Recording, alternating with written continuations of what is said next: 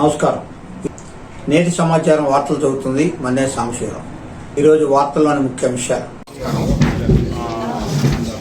కూటమి ప్రభుత్వం ఆధ్వర్యంలో ముఖ్యమంత్రి గారి సారథ్యంలో విజన్ 2047 కార్యక్రమం ఈ రాష్ట్ర ప్రభుత్వం తీసుకొని ఆయా నియోజకవర్గాల్లో రాబోయే 2047కి ఏ రకంగా అభివృద్ధి తీసుకెళ్ళాలి, అక్కడ ఉన్నటువంటి యువతకి ఉద్యోగ అవకాశాలు కల్పించాలి, ఆ ప్రాంతం అభివృద్ధికి ఒక రూట్ మ్యాప్ లాగా విజన్ డాక్యుమెంట్ తయారు చేయమన్నారు.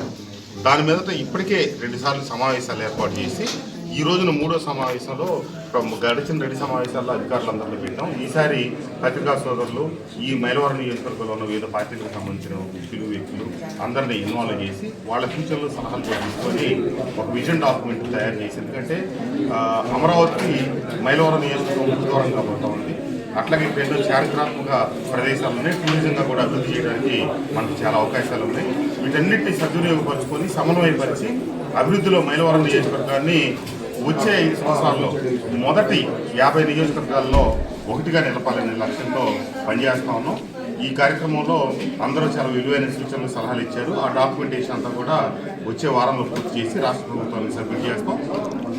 ఈ కార్యక్రమాలు ముందుకు తీసుకెళ్ళడానికి ఒక 5 ఉద్యోగస్తులను కూడా రాష్ట్ర ప్రభుత్వం కేటాయించింది. అట్లాగే ఒక స్పెషల్ ఆఫీసర్ని ఇక్కడ ఎండిఓని కూడా కోఆర్డినేటర్గా పెట్టారు.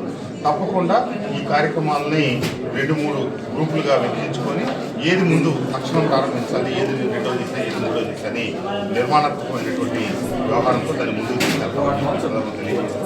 విలువైన సలహాలు సూచనలు ఇచ్చిన పరిశ్రమలకి, అట్లాగే మైలవరం నియోజకవర్గ పెద్దలకి, అందరు ప్రభుత్వ అధికారులకు ధన్యవాదాలు తెలియజేస్తున్నాం.